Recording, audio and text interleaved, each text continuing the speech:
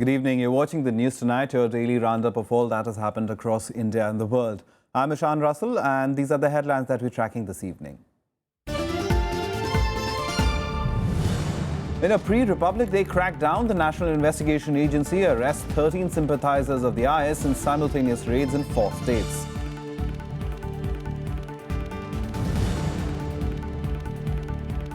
HRD Ministry to hold judicial inquiry into the suicide of Dalit student Rohit Vemula. Report will be submitted in 3 months.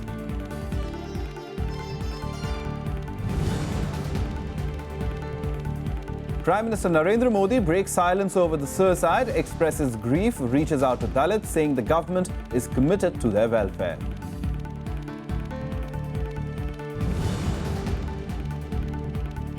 Sensex gains 473 points to recover from its 20-month low. Rupee rebounds from a 29-month low to strengthen by 36 paise against the dollar. And in the Australian Open, Mahesh Bhupti and his partner Giles Muller lose in the second round. A top story this evening. In a pre-Republic Day crackdown, the National Investigation Agency arrested 13 Islamic State sympathizers today and claims to have averted a major terror attack. The arrest happens in simultaneous raids in Karnataka, Hyderabad, Maharashtra and Uttar Pradesh.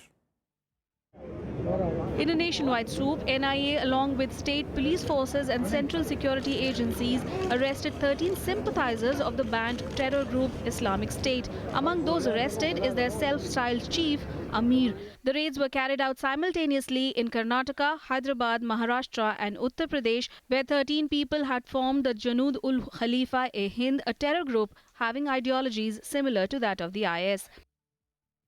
अभी जितने भी जो पकड़े गए हैं और जितने भी हमारे निगरानी में हैं और जहां तक हम समझते हैं कि बहुत सालों के बाद इतना ज़्यादा मात्रा में हम लोगों ने क्रैक डाउन किया है हर जगह में, तो एक उसको ये दर्शाता है कि हम लोग कितने एक फोकस तरीके से अपना कदम उठा रहे हैं और इससे देश के लिए एक सुरक्षा का माहौल, एक सुरक्षित देने का जो हमारा कमिटमेंट है देशवासियों को, उस डायरेक्शन में हम लोग चल रहे हैं.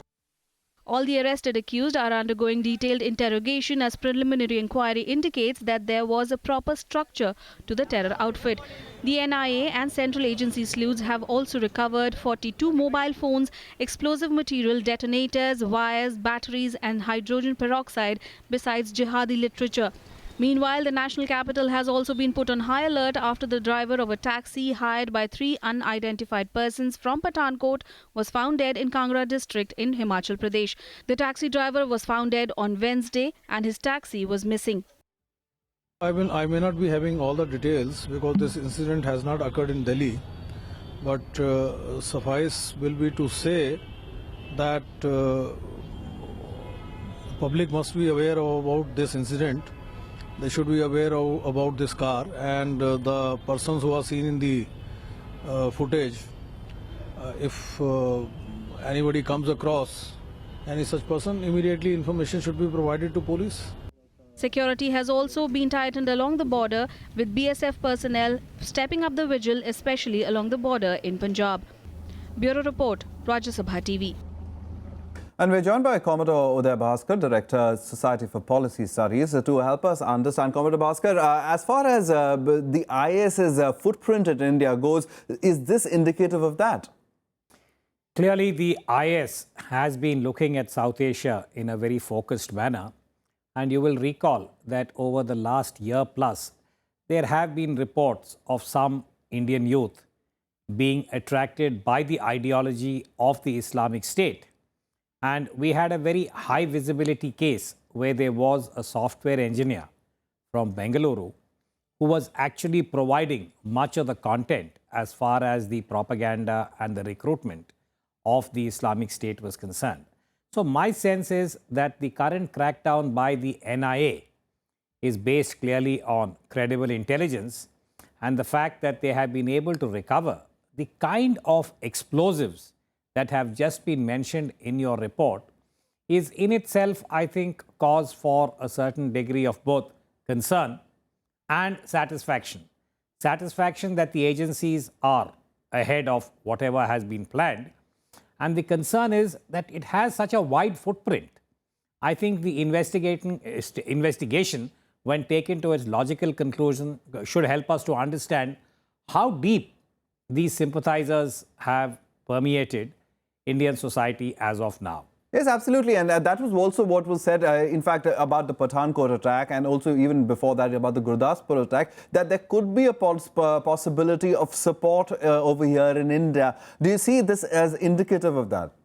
Ishan, actually, this whole question of the sleeper cell, as it is called, is something that has been the focus of considerable intelligence attention over the years. Because if you look at India's own, I would say, internal security trajectory, for the last 20 years, we have been dealing with the equivalent of terrorism in many variants. And much of this, including Mumbai 2008, if you look back, would have been enabled perhaps by a certain degree of complicity. Now, from 2008 to where we are now in 2016, it's really, I think, a variation of the same ideology. And therefore, to that extent, I would say that we have to be very cognizant of the critical link that the sleeper cell embedded in India provides to any of these perpetrators. And it's not just from the western side of India that we have to be very alert. We've had reports of the East, where countries like Bangladesh and Myanmar have been used by quote-unquote perpetrators who have tried to invest in sleeper cells. So this would require, I would say, consistent and high-quality attention to ensure that we are able to preempt any attack wherever it is likely to take place or being planned in the length and breadth of India. All right, there's one thing to be cracking down on terror in this manner by arrest, but there is also another facet of it, of how to prevent radicalization. We're also living in a society that is often called increasingly becoming polarized. So in that sense, is radicalization being addressed also by the government? Well, I would say that is the biggest challenge, because preempting an attack, what the NIA has done just now, or even dealing with what we had to in Pathankot, are different phases of the terrorism challenge that India is facing. But the way to quarantine this is to really look at a very sustained de-radicalization program. And for that, I think the Indian state and society have to be able to arrive at an assessment about how and why the Islamic State is so successful and what is the counter narrative. In this particular case, there is a study which was presented to the UN Security Council last year, which said that if you look at it in terms of appeal, the index of appeal, what the Islamic State has to offer to, quote unquote, the youth of the world, is being compared to the ideology and fervor of the French Revolution in its time, the Bolshevik Revolution that had seized Russia then, and the ideology associated with the Nazis in Germany. So I think we have to be aware of this soft power, the ideology, and come up with a counter strategy, which really means schools, curriculum, society, and perhaps even looking at the family and the role of the mother in what kind of indoctrination or what kind of messages are being given to young children at a very impressionable age. All right. One final question very quickly, if you could respond, because you have very little time. But as far as the alert that has been issued for Republic Day, there was a threat letter also that the Bengaluru police had received about a threat to the chief guest, Francois Hollande, this time around at the Republic Day function. So in that sense, do you see heightened security measures across the country? Absolutely. I think the fact that we have the French president as the chief guest is going to attract, I would say, even greater attention, because we just have to recall what happened in Paris in November last. So I think Delhi in particular and all the other state capitals where the Republic Day is celebrated in a very highly visible manner would have to be on a much higher level of alert than we have had in the past. All right, Commodore Uday Bhaskar, thank you very much for coming in and helping us understand and decipher the story a little better. Moving on now, the HRD Ministry will set up a judicial commission to review the sequence of events leading to the Hyderabad University student Rohit Vemula's death. It will submit its report within 3 months. The decision on who will head the commission will be decided in consultation with the Chief Justice of Telangana later. But on the university campus, protests continued against the Vice-Chancellor and the government. Student protests intensifying across the country over the death of Dalit scholar Rohit Vemula. At the Hyderabad University, angry students are demanding the resignation of Vice-Chancellor Appa Rao for the incident. Fact-finding committee is an eyewash. Everyone knows that. सब जानते हैं इस मामले में कौन जिम्मेदार है. HRD ministry ने प्रेशर बनाया है यूनिवर्सिटी के ऊपर इस बच्चों के ऊपर एक्शन लेने के लिए. तो इसमें HRD मिनिस्ट्री बीजेपी लीडरशिप जिम्मेदार है. इनको जरूर इस्तीफा देना होगा. पुलिस को आगे करके हमें बंद करना चाहते हैं. On Friday, the HRD ministry ordered a judicial inquiry into the circumstances leading to the suicide of Rohit Vemula. This was after the two-member fact-finding committee submitted its observations. Union Minister Smriti Irani also met Vemula's mother in the morning and conveyed the government's support and share in her grief. But the political parties continue to hold the government responsible. Mere crocodile tears will not return Rohit Vemula or do justice to him. For doing justice to Rohit Vemula, for eroding the anti-Dalit mindset of ABVP BJP, concrete action would have to be taken. जो घटना घटी है इसका तो जवाब दें. क्या action आप कर रहे हैं? काम कौन सा किया आप बताइए ना. कौन काम किया यही तो देश जानना चाहता है. देखिए ये दुर्भाग्यपूर्ण है. हमारी सरकार दलित समाज के उत्थान के लिए चिंतित रहती है. हमारी सरकार ने साफ तौर पर स्पष्ट किया है कि ये मुद्दा दलित और गैर दलित का नहीं है. दुर्भाग्यपूर्ण तरीके से जो विरोधी दल हैं वो जानबूझकर इस आत्महत्या पर सियासत कर रहे हैं. बीजेपी जो है और संघ परिवार उसकी पूरी विचारधारा दलित विरोधी है. Irrespective of whether he was Dalit or not, the way he was treated, whether he was a backward, clearly the ABVP political power was channelized through ministers to mistreat, harass, pressurize and hound the student. And there is yet no answer to that except these kind of innuendos. में हस्तक्षेप करके जो university की स्वायत्तता है उस पर भी हमला किया है. इसलिए हमारी मांग है जिनके खिलाफ केस दर्ज हैं उनको उनके पदों से हटाया जाए. श्रीमती स्मृति ईरानी भी इसके लिए जिम्मेदार हैं. उनको मंत्रिमंडल से हटाया जाए. According to protesting students, the entire sequence of events started last August when the university set up an inquiry against Rohit and 4 other students 2 days after they allegedly assaulted ABVP leader N. Sushil Kumar. Union Minister Dattatreya reportedly wrote to the HRD minister urging action while claiming that the university had become a den of casteist, extremist and anti-national politics. 5 students, including Vemula, were then suspended in September. On January 3rd, they were moved out of their hostel rooms. It was during their relay hunger that Rohit committed suicide. Bureau Report, Rajya Sabha TV. Prime Minister Narendra Modi today broke his silence over the suicide of Rohit Vemula in Hyderabad. Addressing the students at the Dr. Bhimrao Ambedkar University in Lucknow, the Prime Minister expressed his grief over the death. He also reached out to Dalits, saying that the government was committed to their welfare. Earlier, the Prime Minister interacted with differently able people in his parliamentary constituency of Varanasi and flagged off an express train connecting Varanasi to New Delhi. With his government under attack over the Dalit student's suicide in Hyderabad, Prime Minister Narendra Modi on Friday broke his silence on the issue. The Prime Minister said he was saddened by the suicide. Modi was speaking as the chief guest at the convocation ceremony of the B.R. Ambedkar University in Lucknow.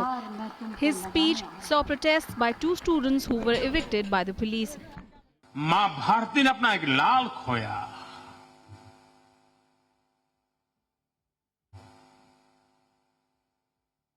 कारण अपनी जगह पर होंगे, राजनीति अपनी जगह पर होगा, लेकिन सच्चाई यह है कि मां ने एक लाल खोया.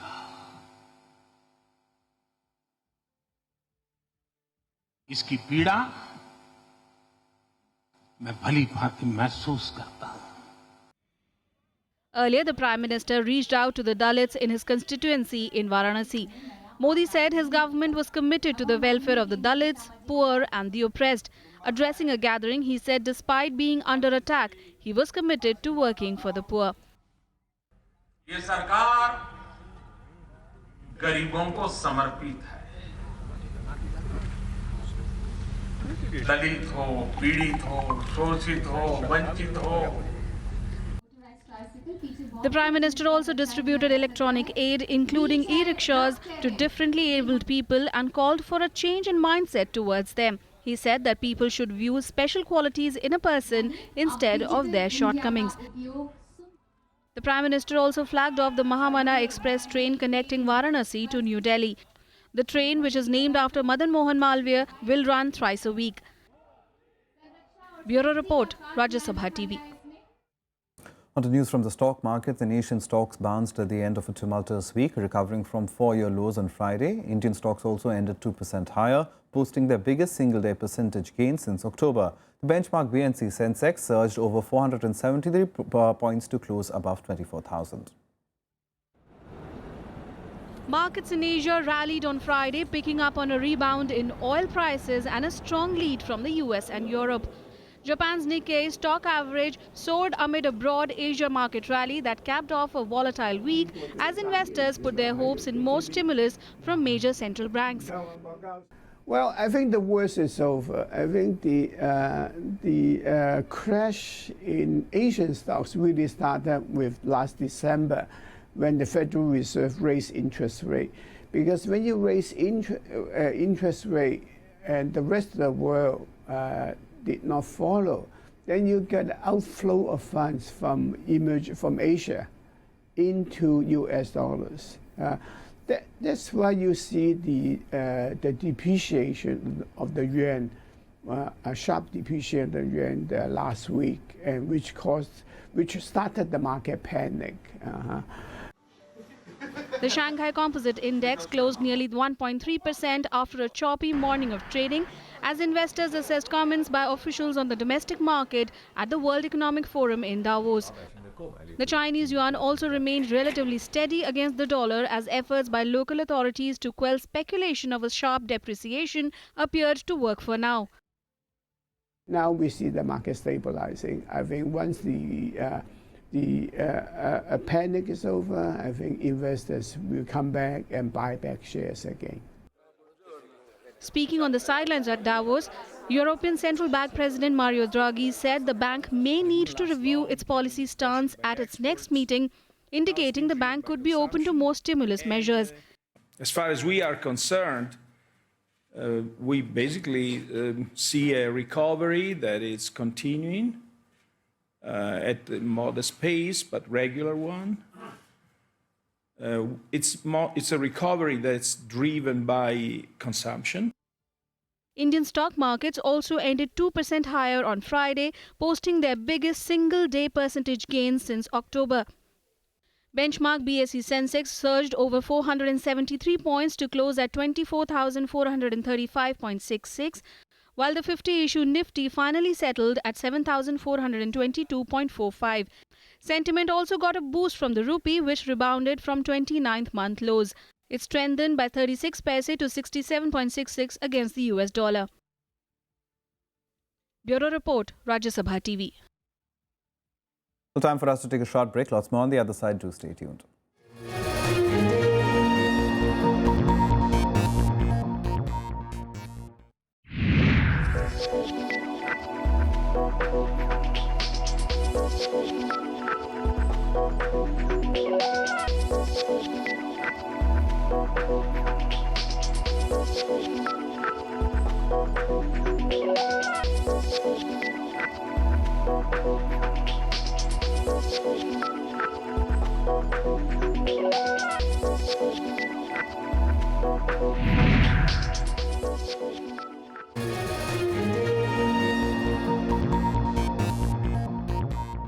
Welcome back. You're watching the news tonight.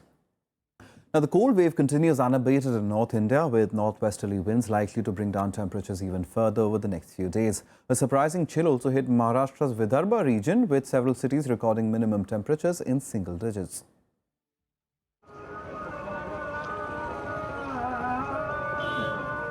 Cold wave conditions continue unabated in North India, throwing normal life out of gear. With Kanpur recording a minimum temperature of 6 degrees Celsius on Friday, people did everything they could to battle the cold.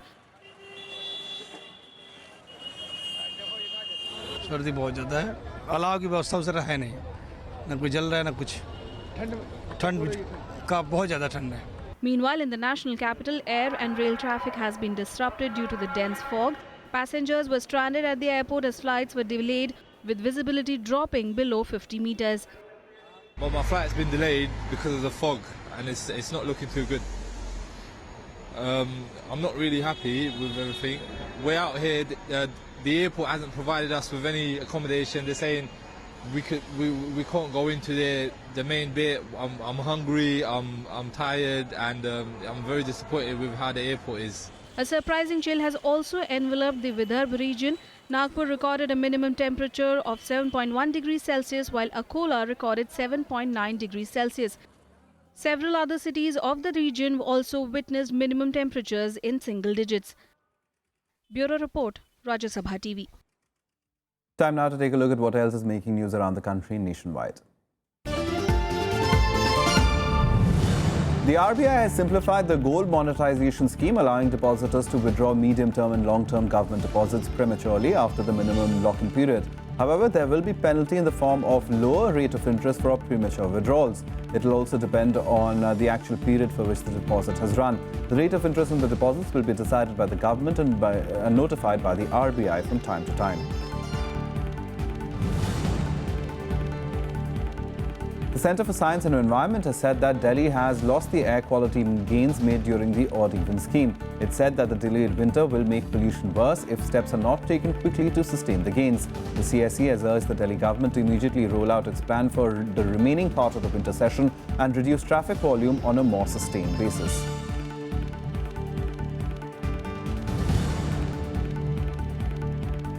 The Supreme Court today refused to exempt writer Arundhati Roy from appearing before a court in connection with an article she wrote criticizing the judiciary for not giving bail to G. Sai Baba. Sai Baba was arrested last year for his alleged links with Maoists. He's been on bail since June last year. The court also issued a notice to the Maharashtra government on Sai Baba's appeal against his interim bail being cancelled. The latest from the World Economic Forum in Davos, and Finance Minister Arun Jaitley today expressed hope that India can stand out with reforms despite a global economic crisis. Meanwhile, world leaders also discussed the escalating threat from Islamic State and other terror groups.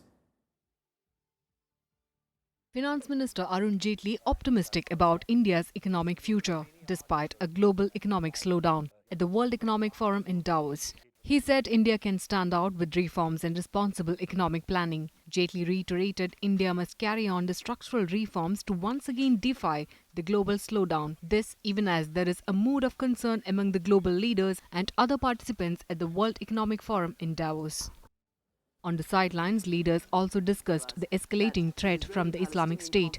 Iraqi Prime Minister Haider al-Abadi pledged IS will be largely eradicated in Iraq by the end of 2016, but their presence in Syria will remain a major challenge.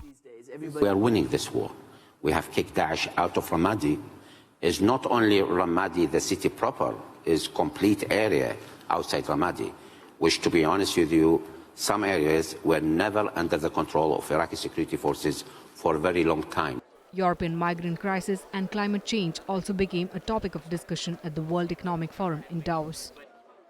Bureau Report, Rajya Sabha TV. Some more international news now in Global Buzz. South Korea has called for a meeting of 5 countries, excluding North Korea, to discuss that country's nuclear program. The call comes amid a flurry of diplomatic exchanges involving Washington and Beijing as the international community seeks to impose fresh sanctions on North Korea for its 4th nuclear test. North Korea said on Friday it had detained a US university student for committing a hostile act. The North state-run television KRT said the student, Otto Warmbier, entered North Korea as a tourist and was caught committing an act against the state, which it said was tolerated and manipulated by the US government. At least 17 people were killed when Islamist gunmen struck a popular beachside resort, restaurant and a resort in Somali capital of Mogadishu. Al-Shabaab militant group said its members set off 2 car bombs in Mogadishu's popular Lido Beach. They also engaged in a gun battle with government troops as the latter tried to flush them out. A second huge blast, which witnesses said echoed around the city centre, struck about an hour later as government soldiers laid siege to the restaurant. Now to some news from the Australian Open, and Roger Federer reached the last 16 after proving too strong for Grigor Dimitrov in their highly anticipated third-round match, while Maria Sharapova beat unseeded American Lauren Davis to move into the fourth round. The patient Roger Federer weathered the second set storm from Dimitrov before slapping down the Bulgarian challenger 6-4, 3-6, 6-1, 6-4 on Friday. It was his 300th win in Grand Slams. The 34-year-old Swiss had earlier won a tight battle against Dimitrov in Brisbane in the build-up to the Australian Open. Both men displayed elegant shot-making, but had Federer been more effective on breakpoints in the second set, he might have won it in 3 sets. In the women's singles, world number 5 Maria Sharapova claimed a third set and clinched a place in the third round in round 4, where she will play against Belinda Bencic. Sharapova is through to the next level with a 6-1, 6-7, 6-0 win over Lauren Davis.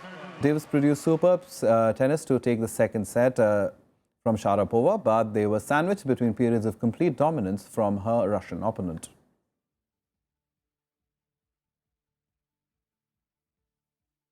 It was not a great day for India in men's doubles as Mahesh Bhupti and his partner Giles Mueller lost the second round of the Australian Open after a straight sets victory against twin brothers Bob and Mike Bryan. Bhupti was making his comeback to Grand Slams after pulling out of the Wimbledon, had won his first round match but came up short against the third seed Bryan brothers.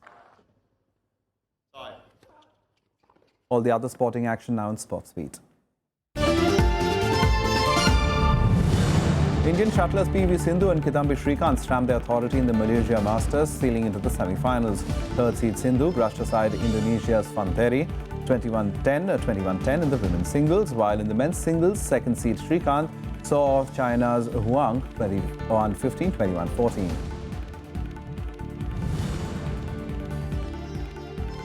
With the Indian team struggling in Australia, the clamour is getting louder for Virat Kohli to be made captain in all 3 formats. Former cricketers feel MS Dhoni can be part of the team as a wicketkeeper batsman, but not as captain. However, Dhoni has already been announced as captain of the team in the T20 World Cup in March-April. India has lost their last 3 one-days in the series, including the current one playing under Dhoni. The Supreme Court has agreed to hear the petition of the Cricket Association of Bihar seeking implementation of the Lodha panel report on BCCI reforms. The Apex Court-appointed Justice Lodha panel submitted its report to the Supreme Court on the 4th of January. It has recommended sweeping reforms in the board, suggested a bar on ministers from occupying positions, putting a cap on the age and tenure of the office bearers, and legalizing betting. Chelsea have reportedly reached a verbal agreement to sign Corinthian striker Alexandre Pato on a 3-year deal. The Brazilian club is said to have accepted a transfer fee of around £9 million after talks with Chelsea officials. Pato enjoyed the most prolific season of his professional career in 2015 with 26 goals across all competitions. Liverpool, Chelsea, West Ham and Tianjin Songjiang are also said to have shown interest in signing the 26-year-old. Well, that's the news tonight. Good night.